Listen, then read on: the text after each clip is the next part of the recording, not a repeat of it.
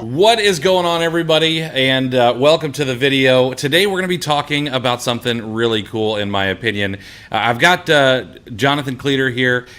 Cleater, John, whatever you might want to call him, or however you might know him. He is a credit card savant. Seven-figure Amazon seller. And we know that Amazon sellers not only want to stack cash and flip products, but we also want to be able to leverage some of the tools that we have in our back pocket. And one of the very easy ones can be credit cards, because you might want to go to France, you might want to go to the UK or Europe or the Super Bowl, or travel to the beach, or maybe just inside the United States.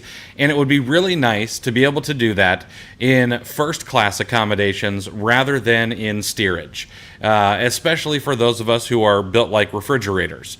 And so we're going to talk about that today, how you can do that, how you can use these little plastic levers in your life, in your business, and see some cool places, do some cool things with some cool people, I hope. So let's dive in. John, what's going on, man? Thanks for hanging out today. Hey man, it's absolutely my pleasure. And if I could take issue with one thing you said, I told you about me being big boned in confidence. I would not classify myself as a credit card savant, because truly you don't need to be a savant to get a lot of value out of credit cards. I know guys who are way smarter and way better at it than me, but they're doing that top little bit where they work a bunch of hours to get that max value. You don't even have to be a savant. You just have to be willing to take a few more steps to really increase the travel quality of your life and the value of your points. Absolutely. You said something before we hopped on. You said you really just need to do like 80%. It's kind of like the perfect Pareto principle. You don't have to have 150 or 200 credit cards. You just need to have a good plan, and I know that's what you're good at. Sorry, we got a couple of questions here. One, will this be recorded? Yes, everything will be recorded. It will be saved wherever you're watching it. It'll be there ad infinitum, is the Latin term, or forever, is how most people would say it. But yeah, you'll be able to see it forever. And then John, Carolyn says it might be a little difficult to hear you. Is it a computer mic, or do you have a regular like standalone mic you're using? Yeah, I'm just using a computer mic. Tested it Okay. with Paul, and Chris mentioned he could hear me pretty well, but I can try to Yeah. lean in and speak up if that'll help. Yeah, that'll work. All right, so let's get started with some softballs, of course. And the first one is a lot of people. I don't think a lot of people in the Amazon space are so much worried about credit cards and credit card interest, but for those who may not be in the Amazon space, they might be. So one, are credit cards and interest rates bad? And I guess, how do we make sure not to have to worry about that, but still be able to leverage those? So I just wanted to give a quick basic here, a basic rundown of how credit cards work. Most of you probably already know this, but I've definitely gotten some questions that say they don't. Hopefully everyone can hear me. If not, I apologize. But the main thing with credit cards to realize is that whenever you have your due date, if you do not pay your balance in full on your due date, not only will you be paying potentially a late fee, or you will be paying interest. And they will charge you interest essentially for every day that you've had that balance since your cycle closed. And as you know, often credit card interest rates are pretty horrifying, 15%, 20%, whatever. So nothing you will ever gain in points and travel and miles is ever going to be worth it. It's never going to be worth paying credit card interest. So if you are not doing this for the points, or if you are paying interest, forget this. If you cannot pay your credit card in full every month, don't even bother. That being said, if you can pay your credit card in full, the full statement balance by the due date, you will not pay any interest, and obviously you can get some pretty amazing side perks. Yeah, and like you said, I think most people understand that, but I know not everyone is is sure how they work, especially maybe newer sellers, or things like that. So let's come at this from an Amazon seller standpoint, and we're going to talk. I mean, since you are obviously a successful seller, you got a seven-figure Amazon business. What are some things that you do in your business to make sure that interest is either no big deal, or it's a minimal problem? So what I do is, essentially, I go out and I say, I have a employee that actually keeps track of all of my credit cards. He keeps track of the statement balances when they're due. And, I'm always looking at my payout. I'm looking at when my credit cards are due and making sure that I'm not going to pay that interest. Now, I would love to tell you that I have so much cash in the bank, I never get anywhere close. That's simply not true. Sometimes it is. December, it never is. January, I usually have plenty of cash in the bank. That's kind of the nature of my business. So for that reason, I try to really stay on top of those cycle dates, keep them on a spreadsheet, and plan accordingly. And a pro tip is, if you should really never be spending money you don't have in the bank. But let's just say you are. If you try to make it a point to do a lot of your spending on your card at the beginning of a cycle, so let's just say your bill cycle runs from the 1st to the 30th, and then your due date's the 15th of the following month. If you max that credit card out on the 2nd, you have that full 45 days to pay that credit card. So, 43 days. So that can also give you a little bit of float as well. So that's just a pro tip to keep in mind. But the big thing is, really, if you don't have it or aren't relatively confident you're going to have it, and I tell most people just don't spend money you don't have. But I have absolutely spent money I did not have, but intended to sell the product and have. And that's me, and that was Q4, and it was a good time, but it was risky. So, absolutely. Stay on top of it, know the numbers, make your decision. So, what are some easy wins that people can get if they want to travel, stay at a nice hotel, things like that, especially as Amazon sells? I mean, we're all flipping products, so it's easy to spend the money. But I guess what is kind of low-hanging fruit to get an easy win for a travel perk, let's say? I would say sign-up bonuses are probably the biggest one. Okay. If often at times you'll get offered $500, $800, $1,000 worth of points just to do a sign-up bonus, and that can be spending $3,000, $5,000, $8,000. So sign-up bonuses are the low-hanging fruit. Like if you do nothing else, try to get a few sign-up bonuses every year, because there are a lot of people within the credit card community that are jumping through hoops and doing things trying to hit that spend, and we're lucky we do a lot of spend organically. So if you do nothing else, grab a few sign-up bonuses at the top credit cards, and that's almost always going to be Chase. Okay. Do you have any particular example, like today, that would be a good one to take advantage of a sign-up bonus for? Well, I would be happy to share my link, but I love the Hyatt card. It's one of my favorites. I'd need to look and see what their sign-up bonus is at the moment. I would do it even without a sign-up bonus, but usually you're going to get multiple free rooms worth of value on those points. But in addition to that, to me, the Chase Hyatt credit card is the best hotel card and one of the best travel cards, in that because the benchmark is 2%. Okay. Credit cards that will give you 2% cash back. So I judge every travel credit card, can I get more than 2% with the travel value? So if I'm going to take a credit card and I'm going to go out there and I'm going to put $1,000 on it, I'm going to get $20 on a cashback card. So I need to get more than $20 worth of travel value. And Hyatt, consistently, I get more than $20 worth of hotel value. Nice. So I see in the comments here, someone's asking, they say they get confused versus the amount due versus the total balance. So the simple answer to your question is when you get your credit card statement in the mail, that statement balance of what is due on that credit card, meaning when they say to pay your credit card in full, that's what's due. So anything you've charged after that statement generated you're not going to pay interest on. So whatever your statement balance is on your credit card statement, that is what you need to pay in full to avoid interest. I will say it is possible, and you should probably not be doing these anyway, there's some lower end credit cards that are for people with challenged credit that may have some more sketchy terms that you would want to really read into that. But your vast majority of basically all of the cards you normally would hear about or I would ever recommend or share links for, they work like that. Nice. Yeah, that's a good thing to know.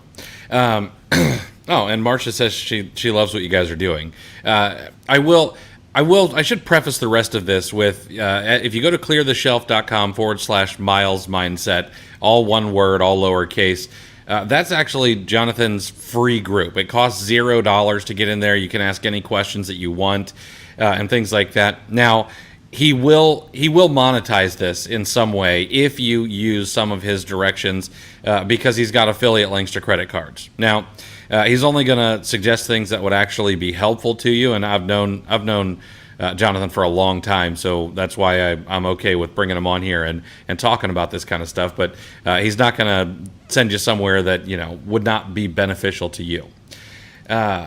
Before we hopped on, we talked a little bit about like my travel goals, and so I figured maybe we could break down my travel goals a little bit, and you could give me a little bit of kind of live coaching. How's that sound? It sounds awesome.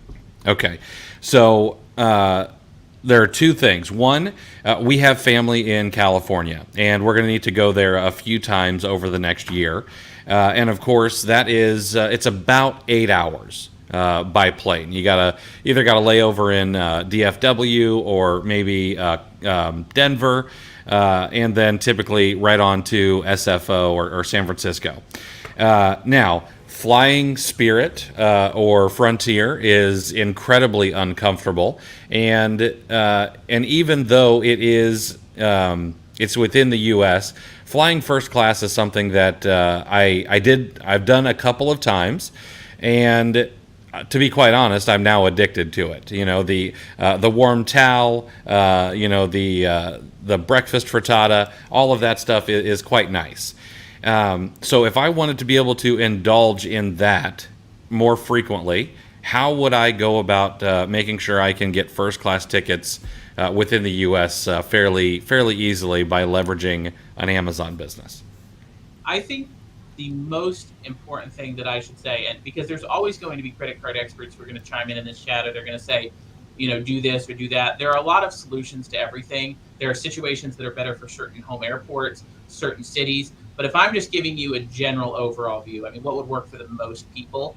What I like to do is I have, for example, the Amex Platinum gives you 35% back on any points bookings on your preferred airline.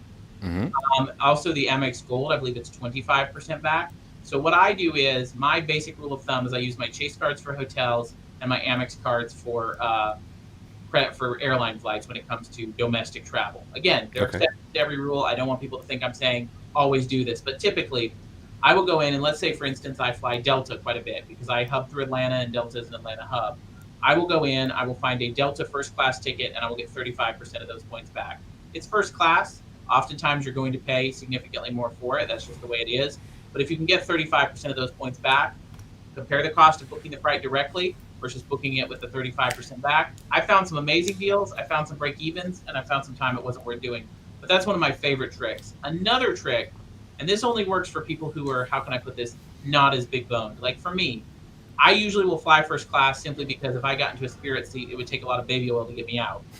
So I can't risk it. I don't really want to risk being stuck in an airline seat and being that person who shows up on Twitter or TikTok or whatever as, encroaching dramatically on my fellow passengers' personal space. However, if you're in a situation where you like to fly first class, but you don't have to, you're okay risking it. I recently booked my wife a one-way ticket, and it was a short flight. It was from Atlanta to Gulfport, Mississippi. And when I booked her this ticket, Chattanooga to Gulfport, Mississippi, my bad. It was like a $200 ticket for economy, or it was like $500 for first class. So I booked her the economy ticket. Then I went back through and checked the upgrade options, and I had an upgrade option to upgrade her to first class for $53. Oh, nice. The best part of that was that you get a $200 airline credit for your preferred airline with your Amex Platinum that can be used for upgrades, baggage fees, and snacks on the plane. So I used that $200 credit to pay that $53 fee to upgrade her to first class. So it was dramatically cheaper, and I got to take advantage of that credit. So that was a really good scenario. I have certainly not seen it that good very often, but either book economy, check your options, check that with that 35% points back, and then if you are in an airport that often has United and Southwest flights, there can be some options where transferring Amex points directly to the airline can give you some good deals as well. So it doesn't like that. I typically only fly Delta and American for domestic, so I'm not as familiar with those, but it's always run the numbers. Gotcha. Perfect. Are there, and you said always run the numbers, so let me ask this. Are there any good calculators out there to make things a little bit easier, or do you just need to do back of the napkin type math? This is probably a controversial answer, but I'm going to say there are not a lot of good calculators simply because they're working with the API from the airlines and they're not always accurate. There is a service. At least now I don't have an affiliate link. They're not amazing, but nothing is amazing, because you're working within an API framework. There's a service called points.me, and essentially they will show you like the cheapest points option for a particular travel destination. Okay. And then you can kind of look at what points you have and make some decisions based on that. I think with their paid version, you can even customize what points you have versus what you want to see as far as your available travel options. So they help. And again, I'm not saying anything negative about them. They do a great job for what they have. It's just you're working with a bunch of different airlines. Some of their websites are better than others.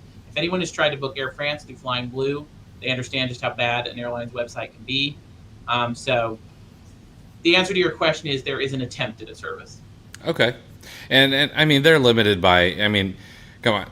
Southwest can't keep their flights on time with with their computer system, so I wouldn't expect their API to be any good either. All right, so let's shift gears from domestic travel a little bit, and the two places that I enjoy vacationing the most are like the Bahamas and Jamaica. They are close to Florida, which I like. It's not not a long flight. Easy to get back if I need to, if there's bad weather or something like that. And I just enjoy those places, beautiful beaches and stuff like that. So if I wanted to get high-end accommodations and things like that in the Bahamas or Jamaica, what advice would you give me there? So I am very biased, which is kind of Marcia asked in the chat as well. Do you like Chase Hyatt better than Chase Hilton? And I do want to take a second to shout out Marcia. Marcia is such a good friend and incredibly supportive. And every time I do any of these videos, chats, anything, she's always there giving me positive feedback. So I appreciate you, Marcia. But usually Hyatt is always going to be the answer to that. If where you're going has a Hyatt, it's almost always my favorite solution. And the reason for that is Hyatt has their rewards program, and you can be Explorist, Discoverist, Globalist. Globalist is their top tier rewards program. But the best part about being Globalist with Hyatt is you can spend your way to that. If you spend, I believe it's $140,000 on the Hyatt credit card in a year, you have top tier status with Hyatt. And as you're spending that money, not only you are earning points that can be worth dramatically more than 2% or not, depending on what hotels you book them for, but you're also earning free rooms, suite upgrades, gift cards, things like that. So for me, the first thing I do every year is I get my Chase Hyatt card and I spend my $140K on it. Now, if you actually stay at a Hyatt multiple times, the amount you need to spend goes down to hit Globalist. But I was Globalist before I ever stayed in a Hyatt, simply because you can do it with spend. And then, like, for example, I go to Cancun a lot. I look at their all-inclusive resorts. Ziva and Zilara, look them up. They're amazing. Great point to cash price as well.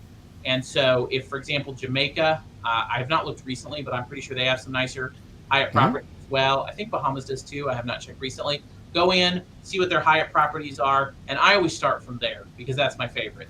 Hilton and Marriott is so bad now that they left the Starwoods program. There are exceptions, and by that I mean that's where you do that 2% math. You say the room costs, X number of points. I could have done that same spend at 2% cash back and earned this much cash. What's cheaper? Very rarely will Marriott and Hilton pass that sniff test. Every now and then you'll get lucky and you'll find a good deal where you're getting a 2% value for your points or more, but it's very rare. So unfortunately, most of the time you're better off looking at Hilton or Marriott with like a credit card that gives you a multiplier for paying for travel and just paying for it outright. And I'm all about the points. There's something about, I was raised relatively low income, so using points, knowing I'm getting good value, but at the same time, not spending cash, it just makes my wife and I more mentally relaxed on our vacation because we know we got a good value, but we're not seeing that cash go out the door. But we do the math. We make sure it makes sense to get the points to begin with. So Hyatt all the way is always going to be my number one recommendation. And sometimes in our group, we have people who have traveled to some of those places who they'll go in and they'll recommend, they like this resort through Marriott or this one through Hilton. There's exceptions to every rule, but 80% of the time, 70% of the time, Hyatt is going to be the best in my opinion. Okay. And so if let's say that I'm like, what? Because I'll be quite honest. I have not been the best about learning about credit cards or making sure that I'm utilizing them properly. I've got several 100,000 Southwest points, and I've got some travel points on. I can't remember what Chase card we have, but I have not been really good about doing what you do. So if I were going to go out and say, it's time to start opening up the right credit cards and getting on the path that Jonathan says I should get on, where would you tell me to go first, and what is the cadence in which I should open these credit cards? Okay, so I'm going to customize this to you based on what you've told me about your travel goals. This is different for Okay. people. If I were you, and obviously what cards you already have are going to be a factor in this too, Chase has something called the 524 rule, which essentially means they don't want to see you applying for new cards, more than 5 cards within the last 24 months to approve you for a Chase card. And often they have some of the best cards. So I always start with Chase. In your case, I'd be like, okay, so you want to go to Jamaica first class. I would start with a Chase Hyatt card. I would hit the sign-up bonus, start working my way towards Globalist. Then I would add a Chase, and they have a Chase business card. It's not quite as good as the personal. I have both, though. They're both a great value. I would get those. Then I would get something like the Chase Ink cards. You have there's one Chase Ink card that earns 1.5 Chase points per dollar. And the amazing thing about that is those transfer to Hyatt at a 1-to-1 ratio. So now you're earning 1.5 Hyatt points per dollar, which to me is honestly the best straightforward spend in the business. And by that, I mean there are multipliers for shipping or advertising or things like that that are better. But if you just said, John, what is the best way I can just buy anything on a credit card and get max value? No sign-up bonus, just day after day. Chasing points transferred to Hyatt are probably the best straight-up transfer value. So I would say, Chris, get your Hyatt card. Obviously, use my affiliate link if you are willing, and then use my Hyatt link. Get the Hyatt card, hit the sign-up bonus. Because remember, you need to have a plan for these sign-up bonuses. You need to make sure you can hit the $6,000, $4,000, $8,000 in spend within the allotted time period and not miss out on the sign-up bonus. Then get the business card. Then I would look at something like an Amex Platinum or an Amex Gold to help you with the flights. And I would go to whatever your home airport is. I would run them through the Amex portal, look and factor in the 35% back, figure out what airline makes the most sense for me, and then I would start accruing those Amex and Chase points and building a travel plan from there. And the great thing is when you hit Globalist with Hyatt, you get a concierge. So like I'll call mine, I'll be like, hey, next year I want to go here, I want to go there. She'll check availability, she'll look at suite upgrade options. She'll help me get those trips, planned out as well. So I usually talk to Hyatt, plan it out. But I am the kind of person, I will plan a trip around a cool Hyatt. Like I am that dedicated, and I realize not everyone is that way. But that's because I plan my trip around comfort. And for example, my wife is Peruvian. I'm going to be visiting Peru in August. So first, I found a great deal on the flights. This was a scenario where I used a service similar to Points.me, and I found a situation where basically I used Capital One points and I'm trying to remember who I booked it through. I think I wound up booking it through, I apologize, I used Amex points. I booked it through Amex Travel, and they just notified me of this snap deal where I got business/first class tickets from Washington, D.C. to Lima for about $600, which is really amazing. And the seat doesn't actually change.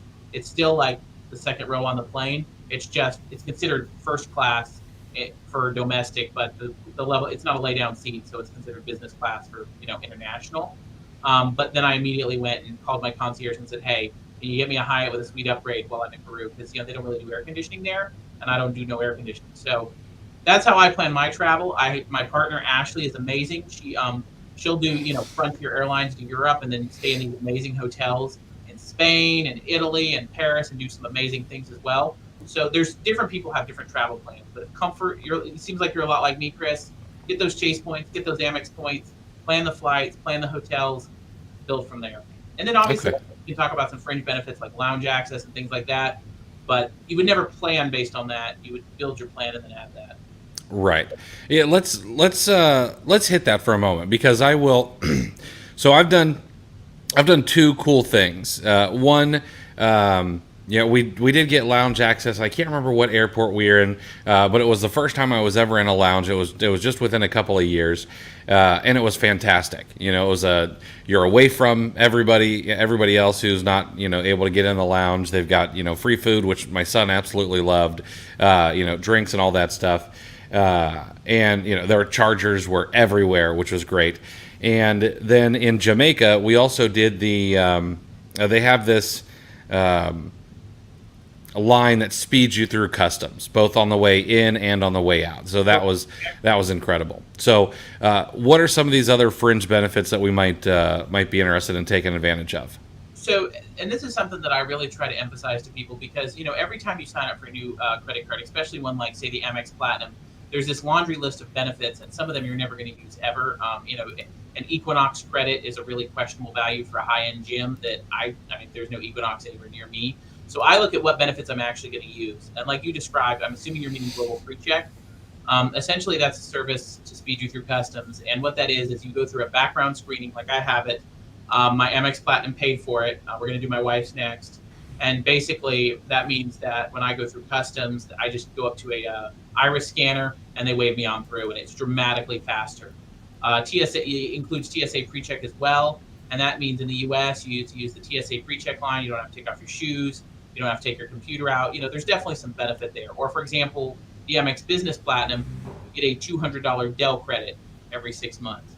So if you can use the 35% off or the 35% back in points to justify the annual fee, and you're getting a free Dell credit, free pre-check, things like that, free lounge access, that's a great value. I would not sign up for the card just for those. I don't think it's enough value, but that's my opinion on what I would do and some of the better fringe benefits. But there are some amazing, like the Capital One Venture Card, for example. They just opened a Capital One lounge in Dallas, and it's probably currently my favorite lounge. It's just absolutely amazing. The food options, the size of it, it's not super crowded yet.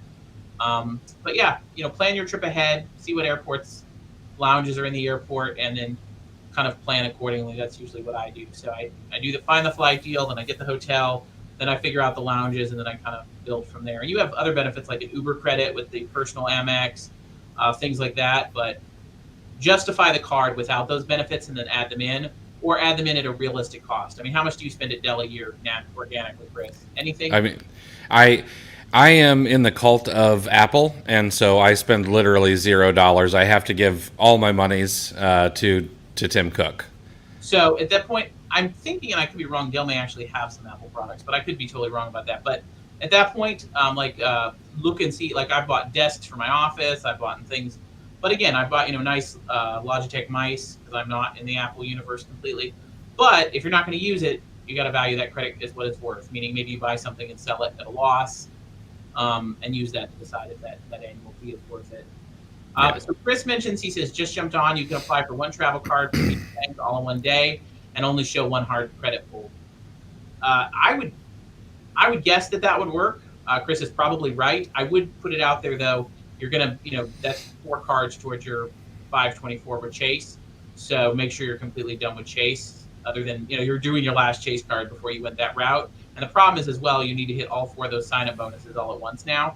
So I would say, Chris, that's a great strategy if you're in the right place in your travel journey. You have a ton of spend, you can hit all the sign-up bonuses for all 4 at once, but I think very few people would that apply to. One thing that I think is interesting here, we talk about spend, and for some people who are outside of the Amazon space, you have to manufacture spend. You can flip gift cards or whatever, pay your mortgage with Melio or things like that. So let's talk about Amazon sellers specifically. How much spend do you need? Because not everyone's not everyone's a 7-figure seller. Not everyone's even doing 100,000 yet. What do you think the minimum monthly spend for an Amazon seller makes sense to start really thinking about optimizing this kind of plan? So I would almost go farther than to say, even if you're not an Amazon seller, how much you spend a month period on a credit card. If you're spending at least $500 to $1,000 a month, you could qualify for a few sign-up bonuses. I wouldn't put a ton of time into it because you're basically just going to get like one card, hit the sign-up bonus, and then get some great points, but it's not going to be amazing. Mm-hmm. So I would say if you're spending at least $1,000 a month in your life on a credit card, you can get some value. Now, if you're wanting to do some of the strategies I'm talking about, obviously, $2,000, $4,000, $5,000 a month is better. However, the categories you're in help too, because again, someone else in the chat mentioned a credit card. The Chasing Premier gives you a multiplier for purchases above 5K. There are multipliers for purchases above 5K. There are multipliers for advertising. There's multipliers for shipping, for office supplies. If you're one of those lucky people that your business just happens to do a ton of spending, like maybe Chris, you pay a ton for advertising, for example, and you can get those multipliers, less spending goes a lot farther. But I would say if you're not spending $500 to $1,000 a month on credit cards, that's a really narrow margin to where even a sign-up bonus would be challenging for you. Mm-hmm. I would say maybe just stick to maybe a cashback card or maybe just do one card at a time and see if you hit it or not and go from there. But it would be hard for me to justify the value to you.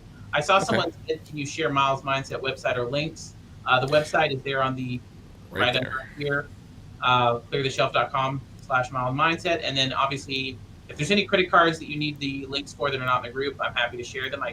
Again, like Chris said, we do the group for free. Our hope is that by monetizing the credit card links, we can make some money and get some value for our time. But honestly, we're experimenting too. We're seeing if people actually need the help, if we can actually bring value. I had a lot of people tell me that they felt like this was too complicated. There was too much information out there. So I try to just give that 20% extra effort that will get you 80% of the value, which is usually true. You will not become a level 10 expert in my group. I am not a level 10 expert. I have my good friend like Joey Redmond that is a level 10 expert, but there is just, I'm not willing to put the work in to be a level 10. I want to be like a 6 or a 7, put in a little more time and effort, get a lot more value. But that's just me, and it depends on your goals. Nice. One other thing that I'm curious about is you talk about, Chase has business cards, Chase has personal cards, et cetera, and so on. How do you handle business and personal cards? Are you spending on the personal cards for business transactions? Are you keeping everything separate? I guess what are some best practices there?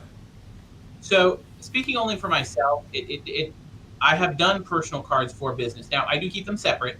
Like even if it's categorized as a personal credit card, I only use it for business expenses, or I only use it for personal expenses. So I don't mix the cards, but I have used cards that were considered personal for business occasionally, especially in my early days when it's pretty much all I had. Mm-hmm. Bookkeeping capabilities of personal credit cards are usually worse. So that is a challenge. If you have a bookkeeper, they aren't going to love it. I have a bookkeeper. I use CapForge. They are very nice. They do it. They don't always love it. So I've tried to pare it down where now I think my personal Hyatt card is the only personal card I use for business, because I just personally cannot spend $100,000+ on a credit card in a year. But when I first started, it was much more, again, don't use one card for both types of expenses. Always use it for either personal or business, but you can use a personal card for business expenses. It's just going to make bookkeeping more challenging. Yeah. Chris mentions in the chat, when he's out dining with friends, he's quick to offer to have everyone Venmo him and take the bill. Problem with that is then half the time they don't do the math correctly. But yes, anything you can put on a credit card, put on a credit card, as long as you have the money to pay it off and are financially responsible. Yeah. Marcia asked a question. She puts everything on credit cards except her mortgage. Did you mention a way to get points for putting your mortgage or credit? Yeah, there are two services that are out there. There's one called Plastic. It's PLASTIQ. And there's also one called Melio. On the Amazon side of things, you can use them to pay distributors and suppliers that might only accept ACH. And then on the personal side, you can pay things like your mortgage with them. There is a fee. Okay, so they're going to charge like 2 or 2.9%. So you've got to balance that with, is the fee worth what I'm going to get in the points, and things like that. I have used them on a couple occasions. Once it was just to test them out, just to see if I even thought it was a good idea and see how the process worked, and I didn't really care about the fee just because I wanted to know the entire process. Fairly easy to use, fairly straightforward, stuff like that. But yeah, that's the way to do it. I will say too, I would imagine people would ask, why would you pay a 2.5% fee to get 2.5% back? You wouldn't. You would only do that for a sign-up bonus, typically. Yeah. So, and I think there's a service called Built where you can pay your rent, but I have not delved too much into it because most Amazon sellers, they have a way to hit those bonuses. We were planning to study and maybe do some more information on Built eventually, but honestly, we really want to encourage the people who are already doing the spending. Yeah. Kaylee here says, are you going to run into issues using a personal Chase or Amex for your Amazon business due to the nature of spending? Might they shut you down if you're not using a business card? So I have never had an issue. I've researched this a little bit. The simple answer seems to be using a personal card to buy things for your small business is kind of your business, and the credit card companies don't care. I have heard if you're using a business credit card for personal expenses, there have been a few situations where people got shut. You should never do that, though. I mean, that's just foolishness. But I that's very anecdotal. I personally don't know anyone who's ever had a problem. I think really at the end of the day, the credit card companies are looking more at your payoff and spend patterns than anything else. But we are entering a more depressed economy, and I have definitely heard more scary stories of people getting limits cut and shut down. So credit card companies are watching their bottom line closer. So, when in doubt, be more careful. Would be my opinion. And Chris says, I miss the days when they had a bunch of credit cards with a spend requirement of first spend. banks cut on and no longer. Yeah, there was a lot of things that were awesome back in the day that are not. He also mentioned about having multiple businesses and multiple EINs. I would say in general, Chris, that probably falls more into the more advanced, more effort, top 20%. It's worth doing if you want to absolutely maximize, but I suggest people start small and before you're opening EINs and getting more credit cards. I've done it. I do have a second business that I use for my credit cards, but it's not a you can do everything I've talked about without jumping through that additional hoop. Nice. Let's only because at 2:00 my dogs are going to go absolutely nuts because I've got someone coming to do some work here at the house. But can you tell me a little bit about the group? What's in it? What are people going to get out of it? And things like that if they do decide to join. And again, just for anybody who might be tuning in, I popped it down below, that cleartheshelf.com/Miles Mindset. It's not an affiliate link because the group is free. It doesn't cost a penny. But Jonathan, I love you, but the link is ugly, so I put it behind a redirect link on my own website. So but yeah, you can go there, you can join the free group, and they'll answer questions and all kinds of stuff. But tell me what kind of problems you're solving in the group and things like that, and what people should know before they join. Well, we solved how to make our links less ugly by having Chris do it. So we did solve that problem initially. No, and I'll be the first to admit that I am not all that tech savvy. I am not a marketer by nature. I do not have Chris's mad skills. We just wanted to create. Ashley and I are very passionate that we can bring people value, and ourselves have gotten a ton of value out of using our existing spending to really, give travel. And I think most people, you ask them what their dream is, they'll mention travel. And we're like, this is a way you can use spend you're already doing most of this audience is Amazon sellers to get additional perks. So within the group, we try to really post things that would appeal to the broad majority of people. Honestly, we're still kind of feeling our way too, to feel like what you guys want to hear about. Because I was telling Chris, before the chat, some things are very niche, certain transfer bonuses to more obscure airlines, international deals, things like that. So what we're doing is right now we're just posting the really awesome stuff, like this is an awesome card or this is an awesome trick. And then as we're getting more feedback from our user base, what they want to learn about, what trips they want to take, we plan to do more and more of those as well. But hop in the group and just ask whatever your credit card question is. And Ashley and I usually answer within the same day. If not, we have one or two other experts in there that answer very quickly as well. But our main goal with the group is to simplify it as much as we can so you can put just a little bit more effort and get a lot more value for that minimal effort. And yeah, we love credit cards. We love the value. When Ashley and I would hang out at meetups, we would talk for hours about credit cards. And I said, let's see if other people are interested, and maybe if they appreciate it enough, they'll use our links and we can make some money on it too. So yeah, it's pretty straightforward. We just want to help you. We want to help you maximize what you're already doing. Yeah.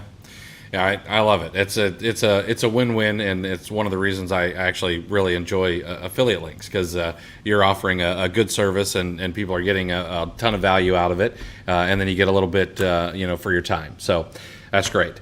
So yeah, if you guys are interested in better leveraging your credit cards in your Amazon business, leveraging your spend to be able to travel, whether you want to travel locally, you want to travel internationally, you just want to go hang out on the beach a couple more times per year and you don't want to have to pay for it out of your own pocket, go check out Miles Mindset. It's cleartheshelf.com/Miles Mindset. Jonathan will answer all your questions, point you in the right direction, and I promise he'll take very good care of you. So anything I may have missed? Honestly, Chris, I just want to say how much we appreciate you. I mean, with us doing this way, where there's not a paid cost for the group or an affiliate commission for you, Chris has been amazing, just being super supportive to put our name out there. And I've known Chris for a decent amount of time within the Amazon space, so I just really want to say how much we appreciate you, promoting us and saying good things about us, even if you have to make some of them up. You know what I'm saying? Well, I appreciate it, man. That link is not a subscription. It is absolutely a free group. They do use some affiliate links if you sign up for a credit card, if you were to follow some of their instructions, things like that. But the group is completely free, cost you $0 to get in, no affiliate link because there is no payout. So yeah, that's how it works. All right, guys, that's it for today. Jonathan, thanks again for hanging out with me, man. This will be up on all of the places that I've posted it to: Facebook, YouTube, YouTube, Twitter, and it'll be going out in my Friday newsletter just so people can get a little bit more value out of it. So thanks so much, everybody. Have a great day.